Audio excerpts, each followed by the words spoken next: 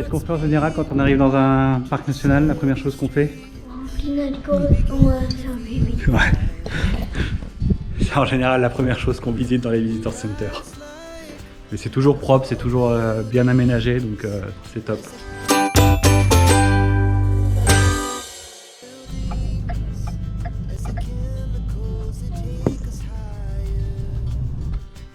Bonjour. Bienvenue dans une nouvelle vidéo. Si vous ne nous connaissez pas encore, parce que ça fait déjà quand même 25 vidéos qu'on poste, ou presque, on est une famille de 3.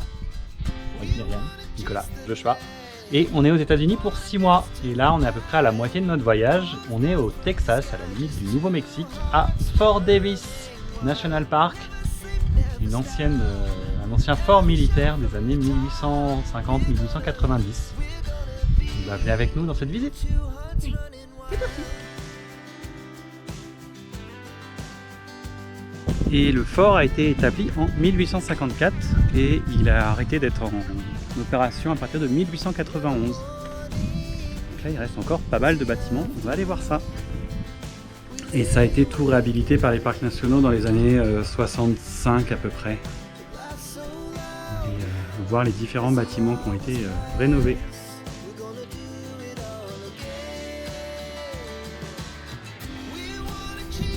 Qu'est-ce qu'on fait en général quand on arrive dans un parc national? La première chose qu'on fait?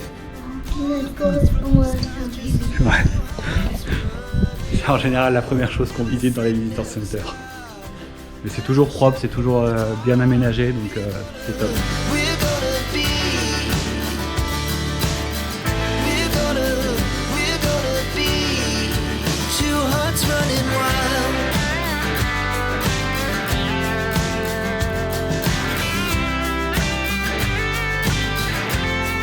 Le fort, son objectif c'était de protéger la route entre El Paso et San Antonio.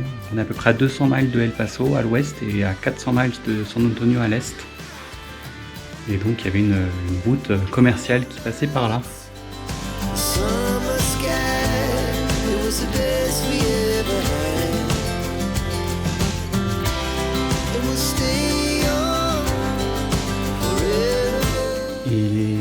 Le fort servait à protéger entre autres contre les Apaches et les Comanches qui étaient quand même assez protecteurs de leurs terres, à juste titre d'ailleurs, mais c'était des populations amérindiennes qui étaient assez qui refusaient de se soumettre à l'occupant américain. Et donc 1861, c'est la guerre de sécession qui débute. Et donc même si le Texas est quand même bien à l'ouest des conflits, il est quand même un état sécessionniste. D'ailleurs, ce qui a fait que Sam Houston a quitté son poste de gouverneur, parce que lui, il était... pour les unionistes. Le fort a été d'ailleurs occupé par les confédérés pendant à peu près une année. Et ensuite de ça, il y a eu un nouveau fort qui a été construit quelques années plus tard, à partir de 1867. Donc là, celui qu'on voit, c'est celui qui est plutôt de 1867. Les autres, il reste plus rien. Et dans le fort, il n'y avait pas que les militaires, il y avait aussi leur famille qui était avec eux. Et les forts là, du Texas ont aussi accueilli des soldats de couleur, des Afro-Américains. Suite à un acte du Congrès en 1866 qui établissait le fait qu'il y ait des compagnies d'hommes de couleur. Et entre autres, dans les forts du Texas. Différents moyens de communication, le morse, mais aussi les sémaphores et les signaux de fumée de feu. Le morse, par télégraphe, il a été installé à partir des années 1870 dans tout le Texas.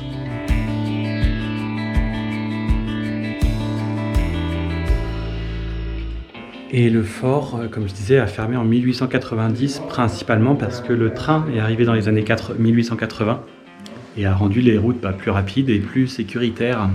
Donc le fort n'avait plus vraiment lieu d'être.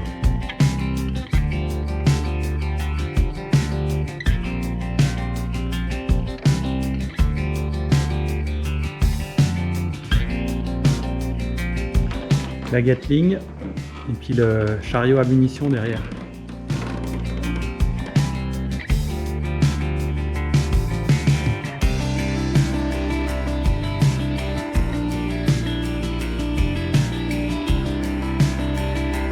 était 26 là à dormir dans le dortoir et un peu plus sur les autres bâtiments à côté. Et là on a les ruines aussi de la cantine et de la cuisine. Ça ressemblait à ça. Donc là on a les deux bâtiments qu'on a visités. Ça, celui-là n'existe plus, celui-là oui. Et après il y avait aussi toute une étable là avec plus de 400 chevaux. C'était énorme. Et donc là les deux autres bâtiments de l'armée ne sont plus là non plus. Il n'y a plus que le bas des murs.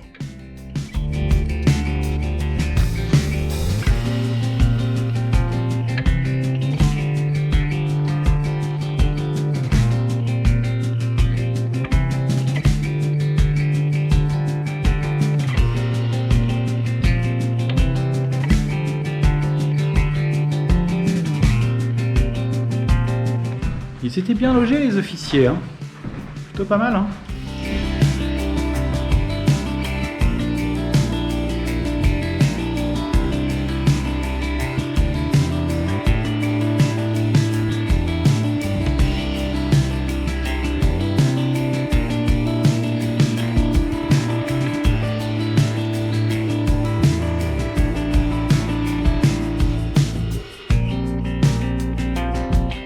Je suis au salon, je suis en train de jouer du piano et de la clarinette. Je suis assez halluciné par le niveau de luxe alors qu'on est au milieu de rien quand même, hein. Bon, j'ai dit une bêtise, c'était pas la maison des officiers là qu'on a visité, c'était la maison du commandant. Et là on va aller voir les maisons des lieutenants. Donc un peu moins luxe mais quand même ils ont des belles maisons.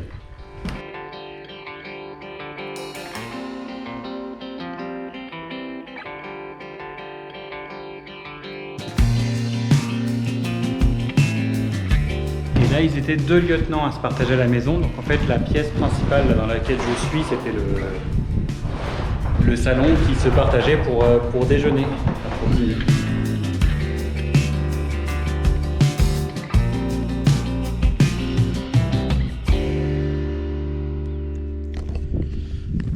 Et là, on voit les deux époques.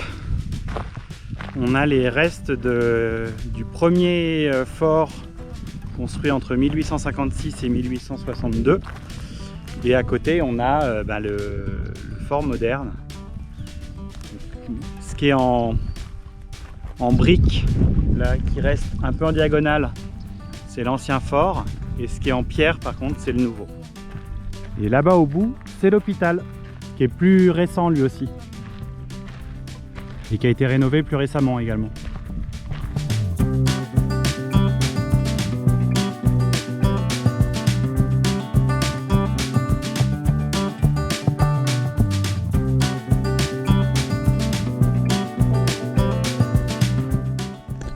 Voyons un peu comme différentes maladies et comment on les traite à l'époque.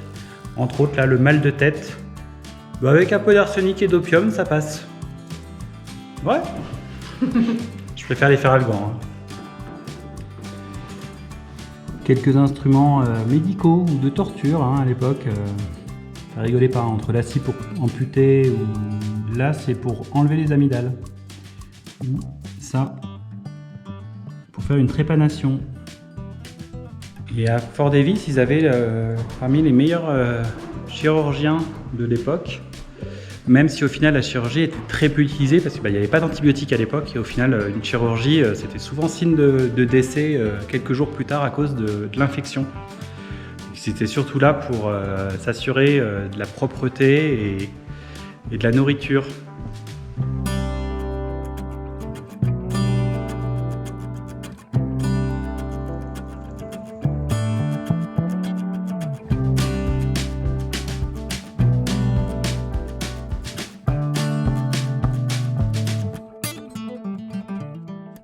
Là, on a un exemple de cuisine pour les officiers.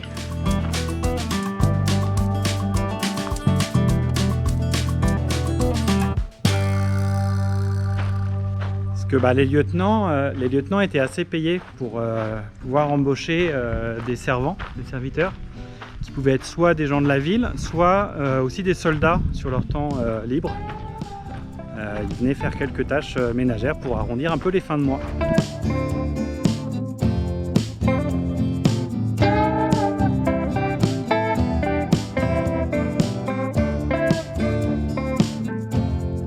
le camping-car de l'époque. Heureusement, ça a bien changé. Et donc tous les bâtiments n'ont pas encore été restaurés. Par exemple la chapelle, là, il reste vraiment plus qu'un mur. Là, on a la boulangerie. On voit encore un bout de, je pense, de four à pain. Et là, on va aller au commissionary, donc le magasin, on va dire. Le bâtiment il est bien plus grand. Là, il reste plus qu'une seule partie qui a été rénovée.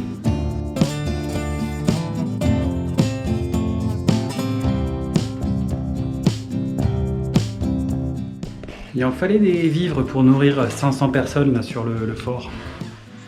La nourriture venait parfois de San Antonio, mais même de la Nouvelle-Orléans.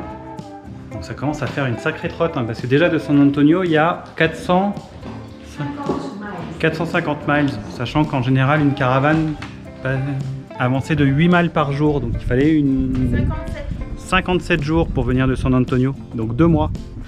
Intérêt à avoir des trucs en conserve. Hein.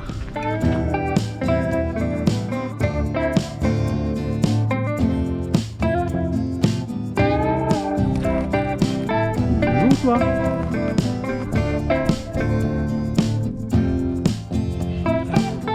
Bon on y aura passé presque 3 heures. Ouais.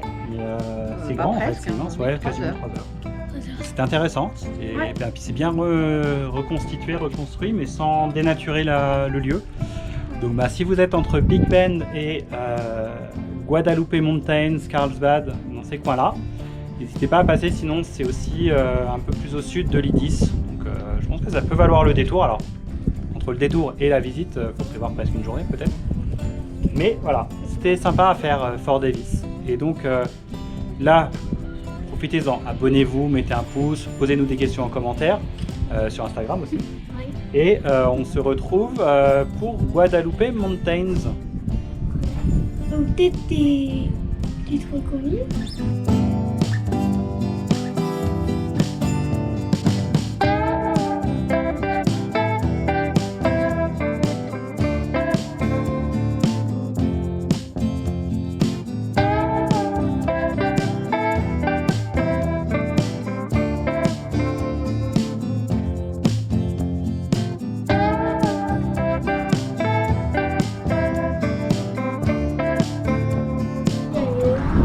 Mais qu'est-ce que fout cette boutique Prada en plein milieu du désert?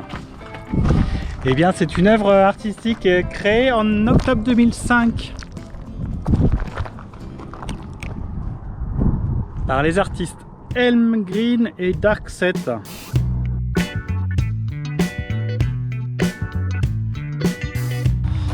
Nous voilà à Guadalupe Mountain National Park, un national park de plus. Que le fort Davis, c'était pas un national park, c'est un national historic place. Mais on ira demain. Là, on va juste s'arrêter au Visitor Center, prendre les guides, les infos, la carte, tout ça.